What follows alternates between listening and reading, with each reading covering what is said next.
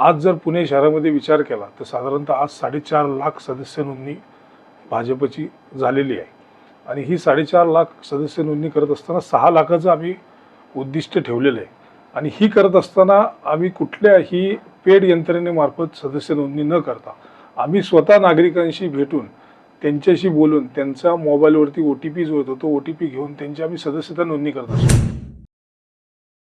ज्या पुणे शहरामध्ये साधारणतः 6 लाख जर भाजपचे सदस्य झाले तर मला असं वाटतं पुणे महानगरपालिकेची इलेक्शन लढणं हे भारतीय जनता पार्टीच्या दृष्टीने खूपच सोपा विषय आहे। नमस्कार, मी ज्ञानेश्वर मोरे। नवराष्ट्राच्या डिजिटलमध्ये तुम्हा सर्व प्रेक्षकांचे स्वागत आहे। आपण दररोज राजकीय नवनवीन व्यक्तीसोबत आपण स्टुडिओमध्ये चर्चा करत असतो। त्यांच्या मतदारसंघातील विजन, त्यांची विकास कामे यासह अनेक विषयावर आपण चर्चा करत असतो। या अशातच आज आपल्यासोबत मनमोकळ्या चर्चा करण्यासाठी आहेत पुणे भाजपचे सरचिटणीस रवींद्रजी साळेगावकर। सर, तुमचं नवराष्ट्रामध्ये खूप खूप स्वागत आहे। नमस्कार, धन्यवाद। तर सर, मला सुरुवातच अशी करायची आहे की तुम्ही शिवाजीनगरमध्ये राहता, अनेक वर्षापासून भाजपमध्ये काम करता।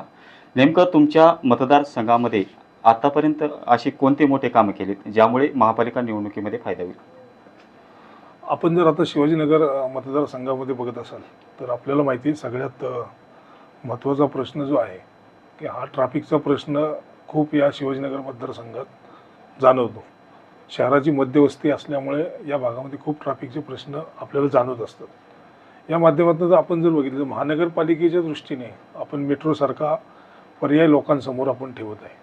हे करत असताना रस्त्याची सुद्धा आपण बघितलं असेल खूप रस्ते सुद्धा आपण जर आपला गणेश खिंड रोड धरला तर आपण हा गणेश खिंड रोड सुद्धा खूप मोठ्या प्रमाणात आता वाढलेला दिसत आहे। ट्रॅफिकची समस्या जी आहे या ट्रॅफिकच्या समस्येवरती मात करण्याचं काम आत्ता आमचे आमदार असतील किंवा आमचे सगळे लोकप्रतिनिधी यांच्या माध्यमातून आत्ता चालू आहे आणि मला असं विश्वास आहे ज्या दिवशी मेट्रोचं काम पूर्ण होईल त्या दिवशी या पुणे शहरातली सगळी ट्रॅफिकची समस्या संपल्याशिवाय राहणार नाही। तुम्ही अनेक वर्षापासून भाजपमध्ये काम करत असल्यामुळे अनेक कार्यकर्त्यांची फळी देखील निर्माण केली आहे। नेमकं पुण्यामध्ये सध्या भाजपचं काम कसं सुरू आहे? आता अनेक ठिकाणी तुम्हाला यश मिळताना दिसून येते। सध्या काय सांगाल पुण्याबद्दल? पुण्याबद्दल आणि भारतीय जनता पार्टीबद्दल जर आपण एकंदरीत विचार केला तर सगळ्यात महत्त्वाची जी पद्धत आहे भाजपच्या मध्ये काम करायची, यादी प्रमुख ही सगळ्यात महत्त्वाची कन्सेप्ट आहे आणि ज्यावेळी तो यादी प्रमुख ती यादी घेऊन खालपर्यंत फिरतो आणि आपण जर पाहिलं असेल मधल्या काळामध्ये नवीन एक आम्ही पद्धत चालू केली म्हणजे ती जुनीच पद्धत आहे पण त्या यादीवरती साधारणतः 12 जणांची प्रमुख समिती करणं आणि त्या समितीच्या माध्यमातून खाली नागरिकांचे प्रश्न सोडवलं। प्रत्येक यादीवरती भारतीय जनता पार्टीतर्फे आज 50 प्रमुख तयार आहे। त्या यादीवरती समजा एका यादीवरती 30 जर एका पानावरती 30 मतदार असतील तर त्याला प्रमुख संपर्क करणारा एक जण अशी जी आमची सिस्टम आहे ती खाली नागरिकांपर्यंत आम्ही जाऊन त्यांचे जे काम करतो याच्या दृष्टीवरती मला असं वाटतं यामुळेच भारतीय जनता पार्टीचा नेहमी विजय हा होत गेलेला आहे। कारण लोकांच्या समस्या ह्या लोकांपर्यंत गेल्याशिवाय कळत नाही। आपण जर बघितलं असेल की भारतीय जनता पार्टीचे आमचे सगळेच लोकप्रतिनिधी लोकांपर्यंत जाऊन त्यांची समस्या सोडवण्याचा प्रयत्न पूर्ण शहरामध्ये करत आहेत। त्यामुळे मला असं वाटतं या विजयाचं गमक जर काय असेल तर तो भारतीय जनता पार्टीचा असलेला तो काही यादीवरचा यादी प्रमुख आहे हे या खरं विजयाचं गमक आहे। येत्या काही महिन्यातच महापालिका निवडणूक लागेल, सर्वांचं लक्ष लागलेलं आहे महापालिका निवडणुकीकडे। तर पुण्यामध्ये महापालिकेच्या निवडणुकीच्या तोंडावर भाजपकडून कशी तयारी सुरू आहे? आता विविध राजकीय पक्ष इथं स्टुडिओमध्ये आलेले आहेत, त्यांनी देखील त्यांची तयारी सांगितली आहे। तुम्ही काय सांगाल पुण्यावर तयारी? मी मगाशी जे उल्लेख केला भारतीय जनता पार्टीचा आत्ता जर आपण पाहिलं असेल तर आत्ता सदस्यता नोंदणीसारखं एक मोठं अभियान भारतीय जनता पार्टीच्या माध्यमातून आत्ता चालू आहे।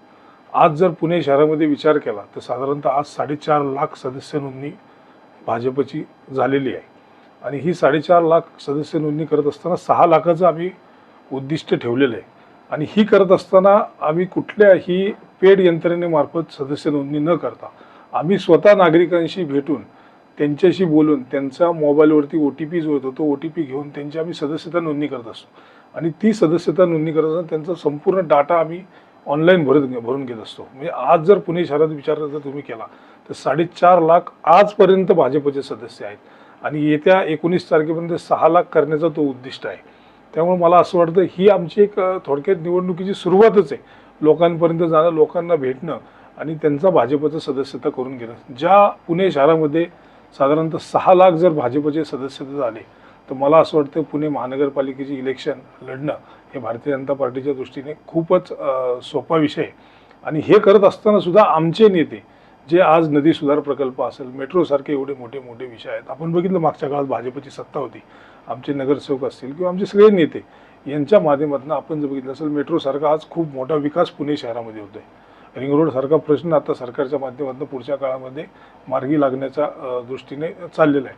त्यामुळे हे जे आम्ही काम करतो हे लोकांपर्यंत आमचे सर्व खाली बूथवरचे जे कार्यकर्ते हे कालपर्यंत पोहोचवतात. आणि मला असं वाटतं याच कार्यकर्त्यांच्या जीवावर पुढची महानगरपालिका सुद्धा आम्ही नक्की जिंकल्याशिवाय राहणार नाही.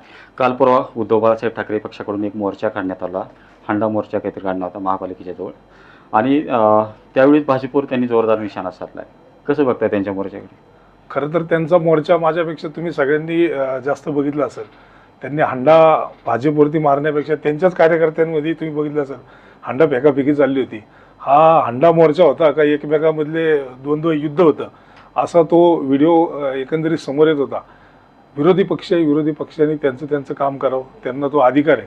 पण मला असं वाटतं हंडा मोर्चा काढत असताना जर त्यांनी स्पेसिफिक सांगितलं असतं की कुठल्या भागामध्ये पाणी कमी आहे, असं कुठलंही उदाहरण न देता ढोबळपणे त्यांनी हंडा मोर्चा काढला आणि नागरिकांमध्ये संभ्रम निर्माण करायचं काम. आपल्याला जर माहिती आहे की उद्धव बाळासाहेब ठाकरे यांची जी शिवसेना ही नागरिकांमध्ये नेहमी संभ्रम निर्माण करायचं काम करते. विकासाच्या बाबतीत त्यांच्याकडे कुठलाही अजेंडा नाही आहे. रोज उठले की कोण ना कोणतरी येते टी व्हीवरती बोलते, पण विकासाबाबत कोण बोलत नाही. खरं तर विरोधी पक्षांनी विरोध केलाच पाहिजे, पण तो विरोध करत असताना विकासाच्या बाबतीत जर तो विरोध असेल तर त्याला काहीतरी महत्त्व प्राप्त होतं आणि त्याच्यानंतर त्याच्यावरती काहीतरी विचार होतो. पण जर आपण जर पाहिलं असेल की कुठलंही स्पेसिफिक न सांगता की बाबा या इलाक्यात पाणी नाही असं सुद्धा त्यांच्याकडे सांगायला नव्हतं. म्हणजे इतकं ती परिस्थिती होती हंडा मोर्चाची. त्यामुळं त्यांच्याबद्दल जास्त बोलण्यापेक्षा माझं म्हणणं आहे त्यांनी विकासावरती बोलावं, त्याला आम्ही सर्वजण बरोबर आहोत. तुम्ही शिवाजीनगर मतदारसंघामध्ये मोठ्या प्रमाणात काम करताना दिसता. आम्ही सोशल मीडियावर व्हिडिओ फोटोज पाहिले. दररोज चेंबरचं काम असेल, विविध कामे असतील, तुम्ही करताना दिसताय. परंतु तुमचं विजन काय या मतदारसंघात आता भविष्यामध्ये? साधारणतः तुम्ही जसं आता उल्लेख केला की आम्ही नागरिकांपर्यंत जाणं, नागरिकांची कामं जी असतील ती सोडवणं, अशा दृष्टीने आम्ही प्रयत्न करत असतो. प्राणी प्रश्न असेल, ड्रेनेज प्रश्न असेल, रस्त्यावरचे प्रश्न असेल किंवा इतर कुठलेही प्रश्न असेल.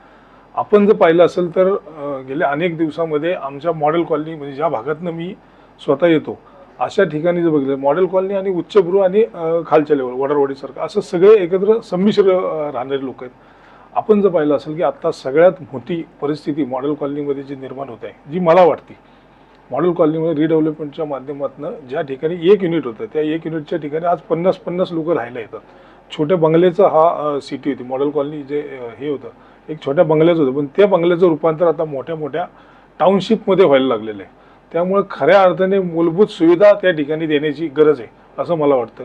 जुन्या ज्या काही ड्रेनेज लाईन आहेत त्याच्यावरती जो ताण येतो त्याच्यामुळे मला असं वाटतं की ही छोटी छोटी कामं आम्हाला करावं लागतात. पुढच्या काळामध्ये आमचा हाच प्लॅन राहील की ड्रेनेज व्यवस्था असेल, पाणी व्यवस्था असेल, तिथल्या रस्त्याची व्यवस्था असेल, हे जर आम्ही मोठ्या प्रमाणात तिथं वाढवू शकलो तर त्या दृष्टीने खूप चांगलं काम होईल आणि त्या ठिकाणी येणारे जे नागरिक आहेत त्यांना सुद्धा त्याचा नीट उपभोग घेता येईल.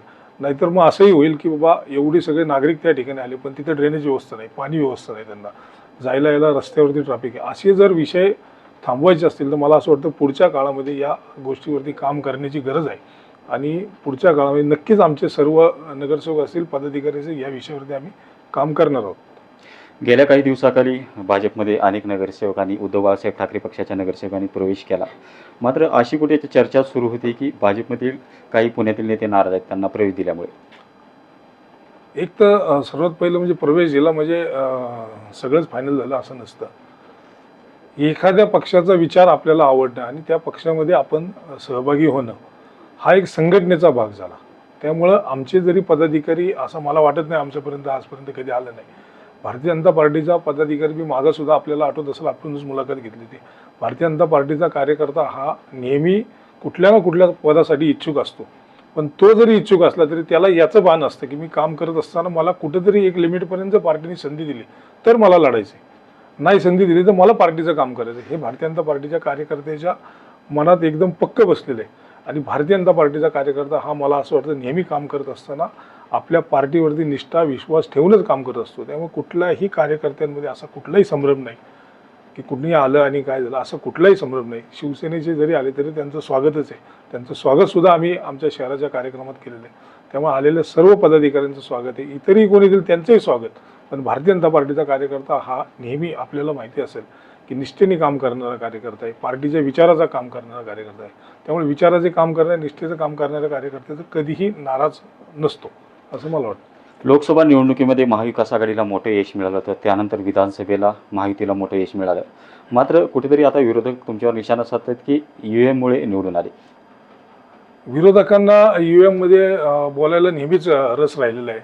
मला असं वाटतं ज्यावेळी त्यांची पराजय होतो त्यावेळी सगळ्यात पहिलं खापर ते EVM-वरती फोडतात. आपण बघितलं असेल वेगवेगळ्या मार्गात. आज जर बघितलं लोकसभेला जर त्यांना एवढा, तुम्हीच आत्ता सांगितलं, लोकसभेला जर तेवढा यांना मोठा विजय मिळाला तर त्या विजयात त्यांना EVM दिसलं नाही का? पण त्याच्यानंतर महाराष्ट्र सरकारमध्ये ज्यावेळी त्यांचा पराभव झाला त्यावेळी त्यांना EVM दिसतं का? मग ही कुठली त्यांची बोली आहे?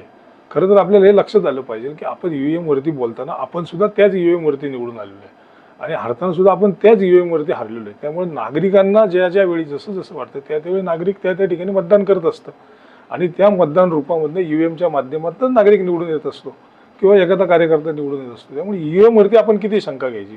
जर यांना EVM-वरती शंका आहे तर मग सर्वांनी खासदारकीचे राजीनामे द्यावे, लढावं परत. असं तर करायला ते तयार होत नाही. जे मिळाले त्यात खुश असतात, जे नाही मिळालं त्याच्याबद्दल आपण बघतो की सारखीच त्यांची चर्चा असते. एखादा निर्णय यांच्या विरोधात गेला की लगेच त्या निर्णयावरती ताशोरे ओढायला तयार की सरकार यांचे, न्यायव्यवस्था यांची. पण एखादा निर्णय त्यांच्या साईडने गेला तर कधी न्यायव्यवस्थेचं सुद्धा स्वागत हे करत नाही. अशा प्रकारचं काम चालू शकत नाही महाराष्ट्रात. तर नुकतंच शिवाजीनगर मतदारसंघामध्ये पाण्याचा एक प्रश्न गंभीर आहे आणि ट्रॅफिकचा एक प्रश्न गंभीर आहे. येत्या काळामध्ये तुमचं हे नियोजन सोडवण्यासाठी, हे प्रश्न सोडवण्यासाठी तुमचं कसं नियोजन असेल? मी तेच मगाशी आपल्याला सांगितलं की मॉडेल कॉलनी असेल किंवा शिवाजीनगर भागामध्ये आता सध्या पूर्ण शहरभरच म्हणायला काय हरकत नाही की रिडेव्हलपमेंटच्या माध्यमातून खूप लोकसंख्या वाढायला लागली. जिथं एक छोटा बंगला होता तिथं सुद्धा खूप लोक आता राहिले आहेत रिडेव्हलपमेंटच्या माध्यमातून. मला असं वाटतं ह्या मूलभूत सुविधा जर आपण सोडवल्या, जे काही जुन्या व्यासाच्या लाईन आहेत त्या काढून नवीन टाकल्या, प्रत्येक एक रस्त्यावाईज जर आपण काम केलं, मला असं वाटतं एक रस्ता घेतला आणि त्याच्यावरचं जर आपण काम पूर्ण केलं आणि तिथले सगळी जर हे मूलभूत सुविधा ह्या जर सोडवल्या तर मला असं वाटतं नक्की पुढच्या काळामध्ये चांगलं लोकांना त्या ठिकाणी व्यवस्था निर्माण होईल. आणि हे करत असताना मला असं वाटतं की हे काम करत असताना सर्व नागरिकांचा सुद्धा आपल्याला त्याच्यात सहभाग लागणार आहे. कारण नागरिकांना सगळ्यात जास्त प्रेशर ज्यावेळी येतं की समजा छोट्या बंगल्यामधून एकदम तिथं 1 युनिटचे 50 युनिट झाले तर त्या ठिकाणची सगळी व्यवस्था कोलमडते. आणि ही व्यवस्था जर बदलायची असेल तर मला असं वाटतं एका विशिष्ट लाईनवरती जर आपण काम केलं, एक रस्ते घेऊन जर काम केलं आणि त्या मूलभूत सुविधा त्या ठिकाणी सुधारवल्या तर नक्की पुढच्या काळामध्ये चांगलं काम झाल्याशिवाय राहणार. तर माझा शेवटचा एक प्रश्न विचारायचा आहे. पुण्यामध्ये बांगलादेशी घुसखोरी मोठ्या प्रमाणात होत आहे. गेल्या अनेक दिवसामध्ये पोलिसांनी देखील त्यांना पकडलेलं आहे. मात्र बांगलादेशी घुसखोरी थांबवण्यासाठी तुमचे कसे प्रयत्न असतील? खरं तर बांगलादेशी घुसखोरी आपण ऐकत असतो. FC रोडला सुद्धा आपण खूप बांगलादेशीबद्दल आपण बोलत असतो. त्या ठिकाणी जर आपण पाहिलं असेल की FC रोडवरती मागच्याच आठवड्यामध्ये माननीय आमदार साहेबांनी स्वतः बैठक घेतली. त्या ठिकाणी प्रशासनाचे अधिकारी असतील, पोलीस अधिकारी असतील, या सर्वांना त्या ठिकाणी सूचना केल्या ज्यांच्याकडे ID आहेत अशांची चेक करा आणि जर का असे कोण असेल तर त्यांच्यावरती कारवाई करा. त्यामुळे मला असं वाटतं ही कारवाई पोलीस प्रशासनाने थोडं जास्त जोर धरला पाहिजे आणि महानगरपालिकेचे सुद्धा अतिक्रमण विभागाचे जे अधिकारी आहेत यांनी सुद्धा ज्या ठिकाणी असे स्टॉल्स किंवा असे लोक आहेत त्यांच्यावरती कारवाई करून त्यांना लवकर तिथनं बाजूला काढलं पाहिजे. आणि आमची सुद्धा भारतीय जनता पार्टी म्हणून हीच भूमिका आहे. जे बांगलादेशी नागरिक आहे यांना पुण्यात राहण्याचा खरं तर अधिकार नाही, त्यांनी त्यांच्या गावी परत गेलं पाहिजे. पण ते करत असताना तपाससुद्धा असा थोडा नीट केला पाहिजे की बाबा नक्की कोण त्याच्यातलं बांगलादेशी आहे. नाही तर असंही होतं काही इथल्याही राहणाऱ्या नागरिकांवरती त्याचा थोडा बडगा उगारला जातो. ते थोडं चौकशी करून पोलिसांचं काम हे पोलिसांनी केलं पाहिजे. विविध राजकीय पक्षामध्ये नेतृत्वामुळे पक्षातून पदाचा राजीनामा देऊन दुसऱ्या पक्षात जाण्याचं प्रमाण वाढलेलं आहे. मात्र भाजपमध्ये तुम्हाला नेतृत्व कसं वाटते सध्याचं? भाजपमध्ये मला आज 29 वर्ष झालं या पार्टीमध्ये काम करतो. या पार्टीमध्ये काम करत असताना एक समाधान आहे की या पार्टीमध्ये भारतीय जनता पार्टी कार्यकर्ता ह्या पदाला खूप महत्त्व आहे. या भारतीय जनता पार्टी कार्यकर्ता जो आहे या कार्यकर्त्याच्या जीवावरती ही पार्टी उभी आहे. आणि या पार्टीमध्ये जर काम करत असताना जर आपण पाहिलं असेल मुरलीधर अण्णा मोहोळ सारखे आज आपण बघितलं केंद्रीय मंत्री झालेत. म्हणजे साध्यातल्या साध्या घरातला माणूस सुद्धा, मी सुद्धा आज जर पाहिलं तर मी चापेकर नगर सारख्या छोट्याच्या वस्तीमध्ये राहत होतो. आज भारतीय जनता पार्टीच्या माध्यमातून काम करत असताना मला पुणे शहरावरती सरचिटणीस म्हणून काम करण्याची एवढी मोठी जबाबदारी या पार्टीने दिली. माझ्या मागं कुठलाही राजकीय बॅकग्राऊंड नाही, कुठलं काही नाही. तरीसुद्धा फक्त पार्टीत एक निष्ठेने काम केल्यामुळं आज पार्टीने मला एवढं पुणे शहराचा सरचिटणीस म्हणून एवढी मोठी जबाबदारी दिली.